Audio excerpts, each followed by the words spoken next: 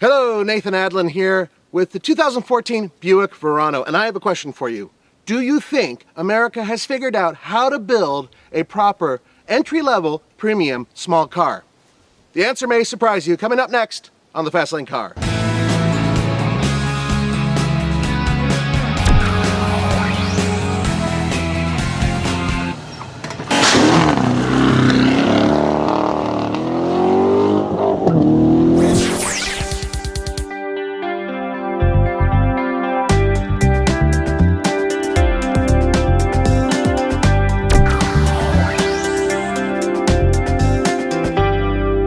Yes, there's no doubt it's a Buick. I mean, just look at it. The waterfall grille, these useless ports, it screams Buick. Unfortunately, with a car that has this much power and this much performance, I kind of wish it didn't scream Buick. I kind of wish it screamed fun, too. Now, I'm not saying the Buick Verano is ugly. It's not. It's a handsome little car.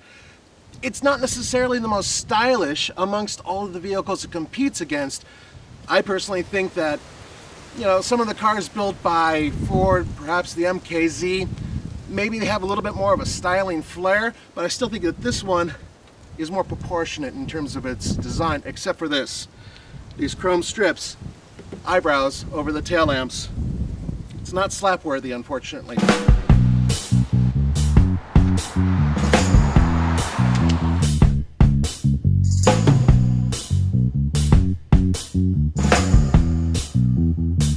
.250 horsepower, 260 pound-feet of torque.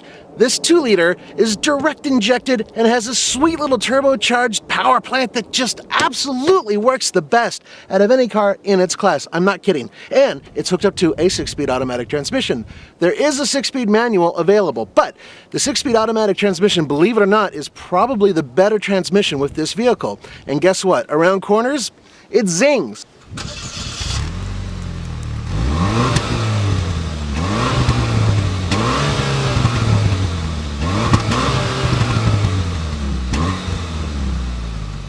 I never thought I'd be saying this about a GM product other than, say, Cadillac, but the place this car really shines, other than that fantastic engine, right here at the interior. Beautifully made. Beautifully made. Lots of little buttons here. I think it would confuse certain owners of a certain age. I took 5 minutes finding the starter button. I thought it'd be round and large, but it's not this, and it's not this, it's this.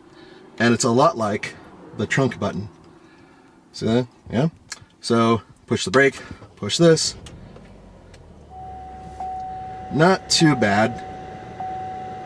But once again, a lot of buttons here.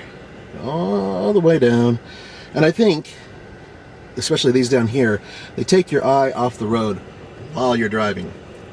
There are almost no cheap, typical American materials. Even the places where I put my arms, and I value that, are soft and feel like they're quality. They didn't overdo it on the fake looking wood. They didn't overdo it on carbon fiber or any of that other crap. They made it very pleasant and very mature. And at the same time, it's an interior that's comfortable. It's a place that I like spending time in. Granted, the back seat is a little tight. Yeah, I could do better. The EPA estimated MPG for this car is 21 miles per gallon city, 30 miles per gallon highway. So I'm not doing so good, but then again, in this car's defense, I've been driving really hard through Mulholland and other canyons. So that type of acceleration, pushing it through the hills, that's your average. Front seat comfort is pretty good, but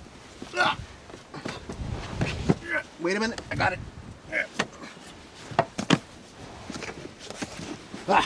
Okay, back seat, not so much. And I'm sitting behind myself, but this is at maximum length. So I don't think Roman could get back here with his freakishly long legs, but yeah, it's kind of tight.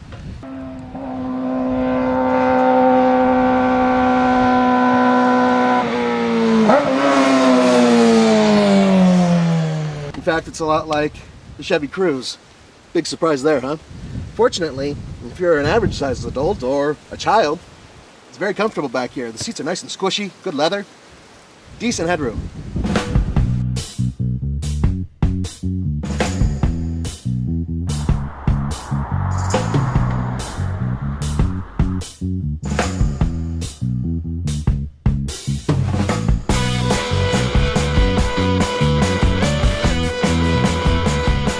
14.3 cubic feet of space, basically roughly the same amount as a Chevy Cruze. Big surprise. Enough space for a small family of 4 to go out for, say, a long weekend. Altogether, it's spacious, but it could use like another foot or 2.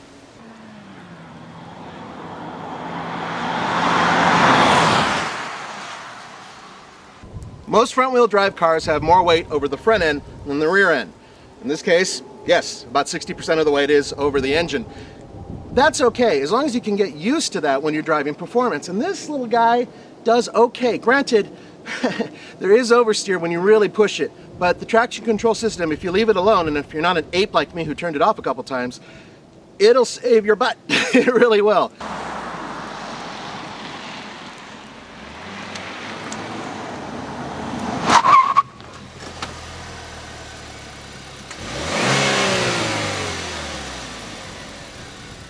And going around the corners, you can actually leave it in its manual mode, and it will go up to the rev limiter. It's around 6,500 RPM or so. So it's pretty fun, especially for a Buick. It's not as amazing as the GS is around corners and whatnot, but its overall driving feel, frankly, is pretty good considering what it really is, which is a entry-level premium small car.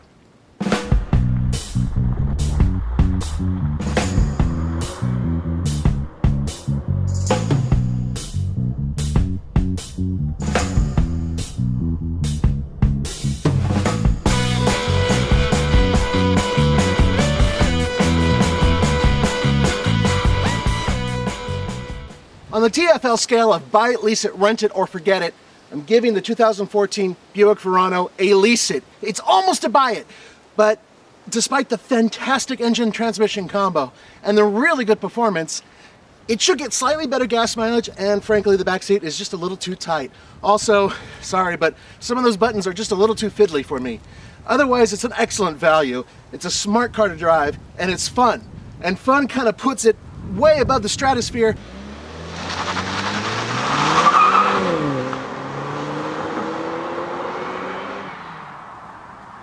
For the Fast Lane Car, this is Nathan Adlin. See you next time!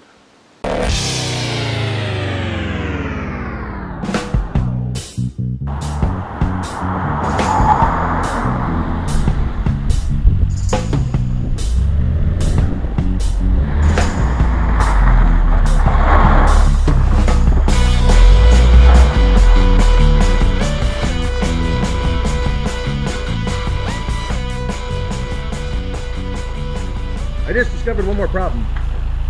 Turning radius. It's not very good. What are you gonna do?